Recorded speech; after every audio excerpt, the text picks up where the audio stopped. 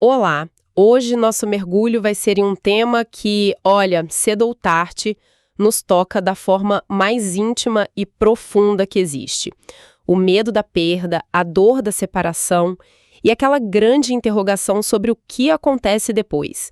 O nosso tema é A Morte Não é o Fim. Nós recebemos uma série de textos da doutrina espírita que abordam essa questão bem de frente. E a nossa missão aqui é explorar a lógica e principalmente a esperança que tem nessa perspectiva, né? A ideia não é de um ponto final, mas de uma transformação, uma passagem. O objetivo é buscar dentro dessas fontes um caminho para o consolo, entendendo o que elas dizem sobre a sobrevivência da alma e, claro, sobre a continuidade dos laços de amor. Vamos então desvendar essa visão. A primeira barreira que esses textos quebram é a própria ideia que a gente tem da morte culturalmente. A gente vê como, sei lá, um inimigo, o fim trágico de tudo. Mas a primeira grande ideia que salta das fontes é uma redefinição completa. A morte como libertação. Exatamente. E não é só uma palavra bonita, sabe? É um conceito que é construído com imagens muito poderosas. Sim. Um dos textos de O Livro dos Médiuns usa uma analogia de uma simplicidade que desarma a gente. Que é a de que o corpo físico é como uma... Isso, como uma roupa velha da qual se despojaram e não o lamentam. Pensa nisso um pouco. Uma roupa velha. É. Ninguém chora por uma roupa que ficou gasta, apertada, que já não serve mais. A gente agradece pelo serviço e descarta. A ideia é a mesma. O corpo cumpriu a função dele e o espírito se liberta. Essa imagem da roupa velha é muito pé no chão, muito prática, né? E é interessante que outra fonte, o que é o espiritismo, eleve essa mesma ideia para um nível, assim, mais poético, mas igualmente consolador. Ah, sim. Aqui diz que a alma abandona esse envoltório como a borboleta deixa a crisálida. Exato. E essa metáfora da borboleta nossa, talvez seja a mais perfeita de todas, porque a crisálida, para quem olha de fora, parece um túmulo, né? Parece o fim, é imóvel, escura. Exato. Parece o fim da vida da lagarta, mas na verdade é o laboratório da transformação. A morte do corpo não é o fim da borboleta. É a condição para ela poder voar. É a condição para ela finalmente voar. É a libertação para um estado de maior liberdade. A mesma fonte até reforça que a morte do corpo desembaraça o espírito do envoltório que o prendia à terra e o fazia sofrer. Então, a perspectiva muda de uma perda para um ganho de liberdade. Isso, sair da crisálida. Mas aí vem a pergunta imediata que para muita gente é aterrorizante. Libertação para quê? Se eu deixo a minha roupa velha, o que sobra de mim? Eu me dissolvo, viro uma energia anônima, sem consciência. Essa angústia de perder a própria identidade é talvez um medo ainda maior que o da morte em si. Essa é a questão central. E os textos são incrivelmente diretos e enfáticos ao responder isso. A pergunta 150 de O Livro dos Espíritos não deixa margem para dúvida. Ela pergunta se a alma conserva a individualidade. Exato. Isso. E a resposta é um sonoro sim. Jamais a perde. Que seria ela se não a conservasse? A palavra jamais aqui é um pilar de todo esse consolo. Não é talvez, é jamais. Ou seja, a pessoa que amamos, com o jeito dela, o sorriso, as memórias... Continua sendo ela mesma. Certo, a afirmação é poderosa. Mas a nossa mente, né, tão acostumada com o concreto, logo pergunta... Como? Como isso é possível sem o corpo físico? A nossa aparência, a nossa expressão, tudo parece tão ligado à nossa biologia. Sim, ao nosso DNA. Como os textos explicam que a nossa forma sobrevive à decomposição do corpo. Parece algo contraintuitivo. E aí que entra um conceito fundamental para que tudo isso faça sentido. O perispírito. O perispírito? Os textos explicam ele de uma forma bem lógica, na verdade. O perispírito é o nosso corpo espiritual. É um envoltório, assim, semimaterial que une a alma ao corpo físico e que sobrevive à morte deste. Certo. A gente pode pensar numa analogia moderna.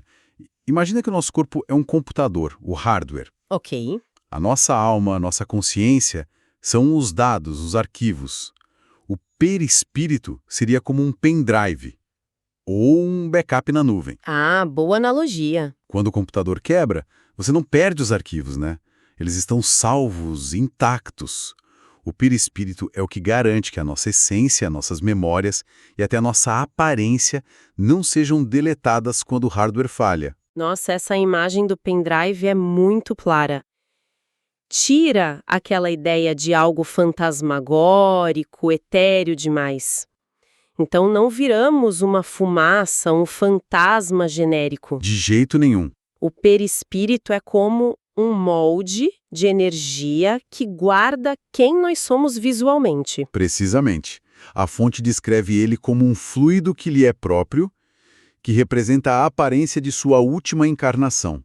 Ou seja, mantemos uma forma que nos torna reconhecíveis. Reconhecíveis. É por isso que outro texto esclarece. O espírito não é, portanto, um ponto, uma abstração, mas um ser limitado e circunscrito. Em outras palavras, a gente continua tendo um contorno, uma forma definida. Algo que nos torna nós. E faz todo sentido, né? Se a gente pensa na ideia de evolução, a individualidade tem que continuar. Como a gente iria aprender a progredir se a cada vida a nossa identidade fosse apagada? Exatamente. A continuidade do ser é a base para a jornada evolutiva da alma. Isso traz um consolo imenso. A ideia de que a pessoa que partiu não virou uma entidade genérica, mas continua sendo ela mesma, com o rosto, o sorriso, as características que a gente amava. Sim, isso já acalma uma parte enorme da dor.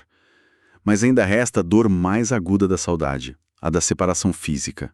A pergunta que não cala, que ecoa no silêncio é: eu vou vê-la de novo? E a resposta que as fontes oferecem é, bom, é o clímax dessa mensagem de esperança. Sim. A pergunta 153 de O Livro dos Espíritos é tão direta quanto a anterior. Ela pergunta: se a alma reencontra os parentes e amigos? E a resposta? A resposta é: sim, conforme a afeição que se dedicavam mutuamente. E aqui tem um detalhe crucial: conforme a afeição.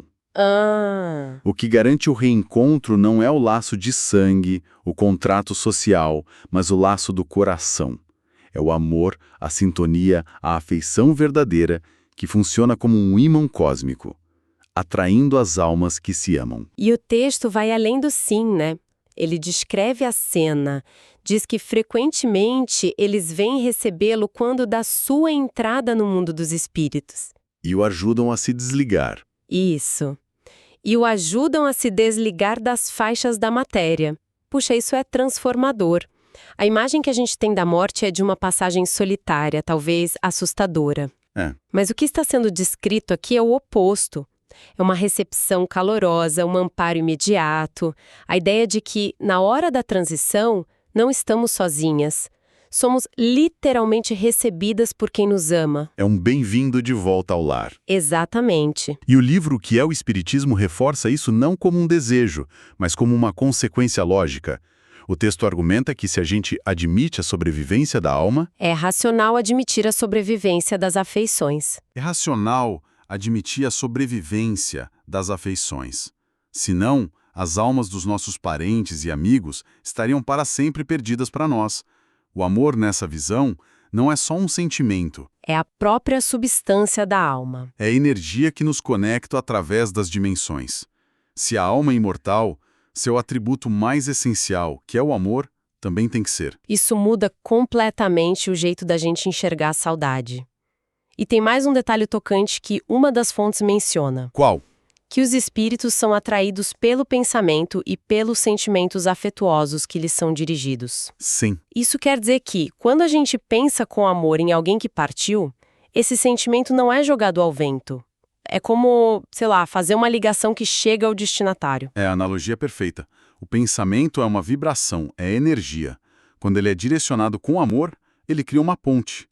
Isso nos dá um papel ativo e consolador no nosso próprio luto. Nossa! A nossa saudade, quando é vivida com serenidade, com amor e não com desespero, se torna uma prece.